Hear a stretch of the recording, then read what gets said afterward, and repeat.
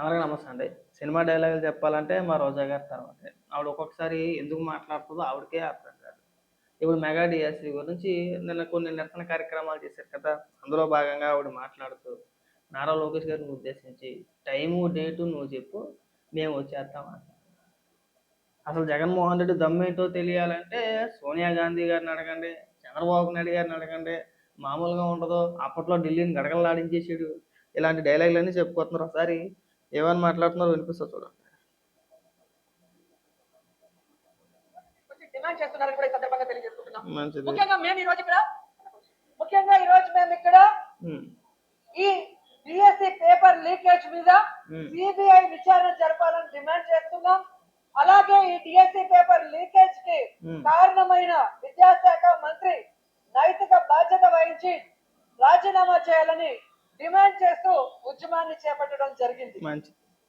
ఎందుకంటే ఈ రోజు మన రాష్ట్రంలో ఈ కూటమి ప్రభుత్వం వచ్చిన తర్వాత దాదాపుగా 191 మంది నిరుద్యోగులు ఆత్మహత్య చేసుకున్నారు. మరి మీ హయాంలో ఎంతమంది ఆత్మహత్య చేసుకున్నారు? సరే, తర్వాత మాట్లాడదాం దాని గురించి. మాట్లాడు. చాలా మంది ఉద్యోగాలు లేక పక్క రాష్ట్రాలకి వలసలు పోతున్నారు. మేము చెప్పేది కూడా ఇదే. మేము ఇప్పటి నుంచి కాదు, అది మీరు అధికారంలో ఉన్న చూసారా, 2019లో జగన్మోహన్ రెడ్డి ముఖ్యమంత్రి అయ్యాడు చూసావా, అప్పటి నుంచి చెప్తున్నాం. ఇవాళ ఏం కొత్త ఏమి కాదు. రాష్ట్రంలో ఉన్న నిరుద్యోగ యువత పక్క రాష్ట్రాలకు వలస వెళ్ళిపోవడం ఈ రోజు కొత్త కాదు. మరి మీ హయాంలో ఏం చేశారు నిరుద్యోగుల కోసం? అది కదా మనం చెప్పాల్సింది. ఇదిగోనే మేము 5 ఏళ్ళు పరిపాలించాం, ఎంతమందికి ఉపాధి కల్పించాం, సింపుల్. ఇన్ని పరిశ్రమలు తీసుకొచ్చాం, లేదంటే మెగా డిఎస్సి మేము కూడా నిర్వహించాం, ఇన్ని టీచర్ పోస్టులు భర్తీ చేసాం. అది ఎందుకు చెప్పట్లేదు? అది కూడా చెప్పాలి కదా. మాట్లాడదాం, ఇంకా మాట్లాడదాం. రోజేదా మిమ్మల్ని నమ్మి మీరు అధికారంలోకి వస్తే నిరుద్యోగ భృతి 3000 ఇస్తాం, లేదా ప్రతి ఇంటికి ఉద్యోగం ఇస్తామని 1.5 పైగా నిరుద్యోగుల్ని ఈ రోజు మోసం చేశారు. 1.5. ఈ రోజు ఆ నిరుద్యోగులంతా కూడా ఉద్యోగం రాక, నిరుద్యోగ భృతి రాక పక్క రాష్ట్రాలకు వెళ్లే వాళ్ళు పక్క రాష్ట్రాలకు వెళ్లి కూలీలుగా మారుతున్నారు. వెళ్ళలేని వాళ్ళు ఆత్మహత్యలు చేసుకుంటున్న పరిస్థితి.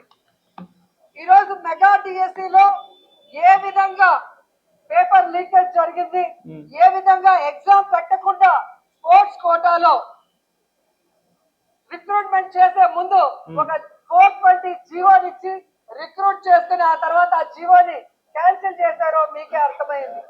మరి జగన్మోహన్ రెడ్డి అడిగిన ప్రశ్నలకి 2 నెలలు అవుతున్నా ప్రెస్ మీట్ పెట్టి సమాధానం చెప్పే దమ్ము ధైర్యం లేని లోకేష్ ఈ రోజు రాష్ట్ర వ్యాప్తంగా ఉద్యమం చేస్తున్నారని తెలుసుకొని నిన్న ఎక్కడో జగన్ దమ్ముంటే రా నువ్వో నేనో తేల్చుకుందాం అంటున్నాడు. జగన్ అన్న దమ్ము ధైర్యం గురించి సోనియా గాంధీని అడుగు, మీ నాన్న చంద్రబాబు నాయుడు అడిగితే ఏమీ లేదు. దమ్ము లేదు, ధైర్యం లేదు, తోటకూర కట్టలేదు. ఇంట్లో ఈగల మోత, బయట పలకల మోత, అంతా డొల్ల. పోనీ ఏం చేసాడో చెప్పాలి. దమ్ము ధైర్యం గురించి సరే 2014 ముందు సంగతి పక్కన పెట్టేసి కొన్ని వద్దు, 2014 నుంచే తీసుకుందాం. ఏ రోజైనా సరే కేంద్ర ప్రభుత్వాన్ని పల్లెత్తి మాట అనగలిగాడా? పోనీ అంతకు ముందు ఏమైనా సోనియా గాంధీ గారిని కావచ్చు, లేదంటే అప్పుడు కాంగ్రెస్ ప్రభుత్వాన్ని కావచ్చు, ఏదైనా జగన్మోహన్ రెడ్డి ఏమైనా విమర్శించాడా, లేదంటే ఏమైనా గడగడలాడించేసాడా? పోనీ ఇప్పుడు ఏమైనా కేంద్ర ప్రభుత్వం గురించి మాట్లాడగలుగుతారా? నేను మొన్నటి వరకు ఢిల్లీలో జంతర్ మంతర్ దగ్గర కాక్రోచ్ జనతా పార్టీ నిరసన తెలియజేశారు. కేంద్ర విద్యాశాఖ మంత్రి రాజీనామా చేశారు. పోనీ ఆ ప్రొటెస్ట్లో మీరు ఏమైనా పాల్గొన్నారా? వాళ్ళకి ఏమైనా మద్దతు తెలిపారా? ఎందుకు తెలపలేకపోయారు? దమ్ము ధైర్యమే. ఇక్కడ అసెంబ్లీకి వెళ్ళి ఆడలేడా మనోడు? దమ్ము ధైర్యం గురించి చంద్రబాబు నాయుడు గారిని అడగండి, లేదంటే సోనియా గాంధీ గారిని అడగండి. సిగ్గు పడను ఇలాంటి మాటలు మాట్లాడుకుంటే. నేను చెప్పాను కదా, ఇంట్లో ఈగల మోత, బయట పల్లకిలి మోత. ఏం ఉండదు. ఇంట్లో వాళ్ళు దేకరు కానీ మనం బయటకు వచ్చి మా ఓడి పెద్ద తోపండి, తురుమండి, పెద్ద ఇదండి అని చెప్పేసి ఈ సొలు డైలాగులు చెప్తానికే సరిపోతుంది ఎదవ జీవితం అంతా కూడా. ఎందుకంటే సినిమా డైలాగుల వల్ల ఉపయోగం ఏంటంటే, రోజా గారు నాకు తెలియగలుగుతాను, సినిమా డైలాగులు కొట్టేసి దీనివల్ల ఏం ఉపయోగం? మనకి 150 లక్షల మంది నిరుద్యోగులు ఉన్నారని చెప్పేసి మాట్లాడుతున్నారు కదా మీరు. మరి మీ హయాంలో మీరు అధికారంలో ఉన్నప్పుడు మన రాష్ట్రంలో దాదాపు 150 లక్షల మంది నిరుద్యోగులు ఉన్నారు. మనం మాట్లాడితే పప్పు బెల్లాలాగా బటన్ నొక్కేసాం, ఇదే పెద్ద అభివృద్ధి అని చెప్తున్నాము. మరి ఆ 150 లక్షల మందికి ఉపాధి కల్పించాల్సిన బాధ్యత ప్రభుత్వానిదే కదా. మనం మాట్లాడితేనేమో చేపలు అమ్ముకోండి, పీతలు అమ్ముకోండి, కలర్ కోడి పిల్లలు అమ్ముకోండి, అని చెప్పేసి రకరకాలు తీసుకొచ్చి వాళ్ళ జీవితాలు నాశనం చేస్తున్నాం అని చెప్పేసి అప్పుడు తెలియలేదా? ఏం చేసేది మీరు? 1,50,00,000 మంది నిరుద్యోగులు ఉంటే వాళ్ళకు ఉపాధి కల్పించే ప్రయత్నం చేయకుండా మీ హయాంలో మీరు చేసింది ఏంటండి అని అడుగుతున్నాం మేము. మీ హయాంలో ఎందుకు నిర్వహించలేదు డిఎస్సి? ఎందుకు భర్తీ చేయలేదు డిఎస్సి టీచర్ పోస్టులు? మరి దానికి ఎందుకు సమాధానం చెప్పట్లేదు? మీరు ఏడలేరు కానీ చేసేవాళ్ళు చూస్తే ఏడుపా. వీళ్ళ అసలు బాధ ఏంటంటే వీళ్ళ హయాంలో వీళ్ళ 5 ఏళ్ల కాలం పాటు డిఎస్సిని నిర్వహించలేదు. ఒక్క టీచర్ పోస్టు కూడా భర్తీ చేయలేదు వీళ్ళ హయాంలో.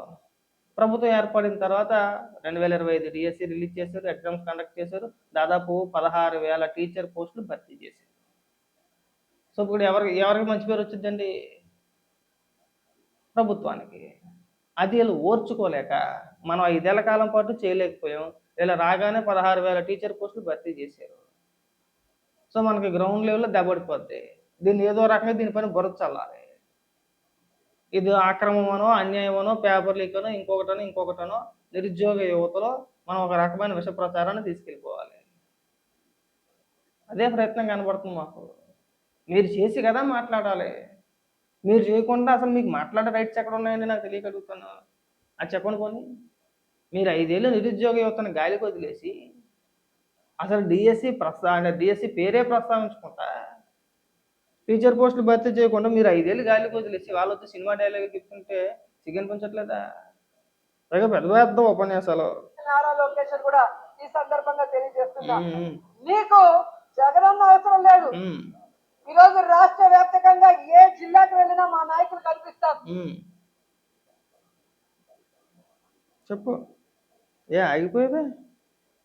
రాష్ట్ర వ్యాప్తంగా మీ నాయకులు అందరూ కనబడతారు. ఏం చేయాలి మీ నాయకులతోటి? ఏం చేయమంటావు? అసలు ప్రెస్ మీట్ పెట్టింది ఎవరు స్టార్టింగ్లో?